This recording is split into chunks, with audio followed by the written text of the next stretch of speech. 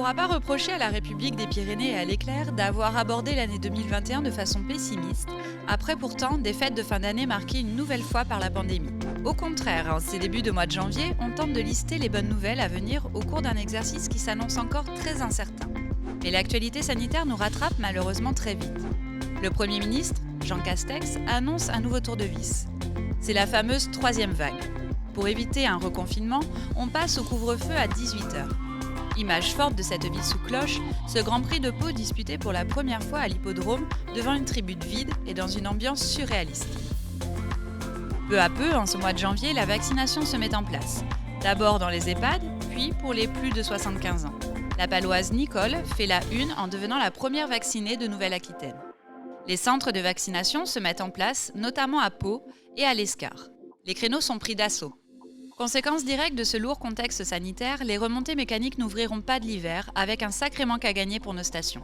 D'autant que la neige est là, et même en pleine parfois. Mais une bonne nouvelle n'émerge pas seule dans cet horizon obscurci. De nouveaux usages de la montagne apparaissent. Tout le monde ou presque semble vouloir se mettre à la randonnée et aux raquettes.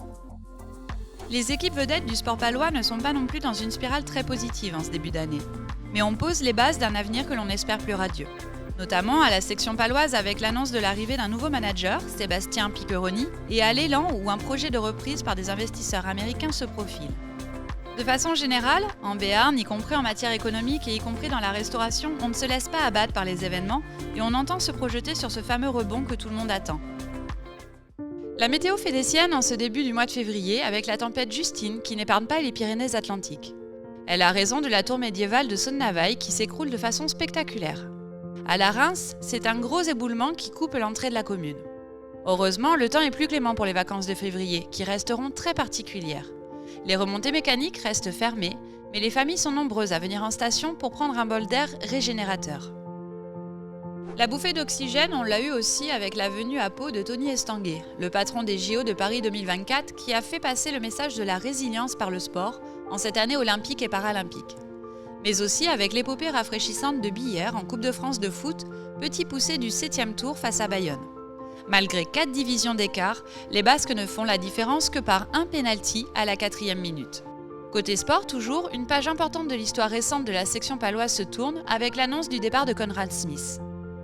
Mais un fait divers dramatique donne un tour tragique à l'actualité. Le responsable d'un centre d'accueil pour réfugiés à Pau est tué par un Soudanais de 38 ans qui est rapidement arrêté. L'émotion est immense. Le ministre de l'Intérieur, Gérald Darmanin, fait le déplacement en Béarn. Du côté de la pandémie, la pression du virus semble se relâcher dans les Pyrénées-Atlantiques. Le département est même un de ceux où il circule le moins en France, alors que pourtant, les rues du centre-ville de Pau se remplissent à nouveau. L'arrivée du mois de mars nous rappelle que la pandémie est présente déjà depuis un an. 12 mois qui ont bousculé nos vies jusqu'à rendre de nouveaux mots incontournables. Mais mars, c'est d'abord le mois du printemps, de la vie qui reprend ses droits. De ce point de vue, le retour des lycéens en 100% présentiel est un beau symbole. La situation sanitaire reste fragile, mais les moyens permettent de freiner la propagation du virus se déploient enfin. La vaccination connaît un premier coup d'accélérateur et les tests salivaires font leur apparition dans les écoles. Le début du grand chantier du pôle multimodal de la gare de Pau témoigne d'une ville en mouvement. Pau est d'ailleurs classée sur le podium des villes moyennes les plus dynamiques malgré la crise. Autre chantier impressionnant, celui de la passerelle du fort du Portalet en Vallée d'Aspe, avec ce balai d'ouvriers suspendu au milieu du vide. Côté nouveau départ, tout le monde salue celui du Pau FC, qui depuis qu'il peut recevoir dans son nouveau stade du Noustécamp, enchaîne enfin les bonnes nouvelles. À l'élan béarnais, le changement est aussi de mise. Le président Didier Rey laisse sa place à David Bonnemaison-Carrère, et le retour d'un ancien de la maison, Éric Bartéchéki, semble faire un bien fou aux joueurs. À l'hôpital de Laurent, victime comme beaucoup d'autres en France d'une cyberattaque de grande ampleur, il faudra plusieurs mois pour repartir de l'avant et retrouver son fonctionnement normal. Mais personne ne ménage sa peine pour y parvenir. Au début du mois d'avril, les rêves de retour à la vie normale sont de nouveau remis à plus tard. Les écoles et les commerces essentiels ferment de nouveau. Les déplacements sont limités et le couvre-feu maintenu. Un nouveau casse-tête pour les familles avec ce qui ressemble à un reconfinement light. C'est le retour des attestations en journée. Mais bizarrement, une tolérance est donnée pour le grand week-end de Pâques. Celle-ci engendre un véritable rush dans les commerces mais aussi en montagne ou sur la côte. En parallèle, la vaccination s'ouvre aux plus de 60 ans. Et du côté du vaccinodrome de Pau, on se met en capacité d'injecter 1000 doses par jour. À l'hôpital de Pau, au-delà de la gestion de la pandémie, on enclenche plusieurs chantiers de modernisation, avec un plan de 180 millions sur 10 ans. Chez Total aussi, on mise sur la lumière, avec pas moins de 6 sites de production d'énergie par des panneaux solaires, lancés par Quadrant dans l'Ouest Béarn.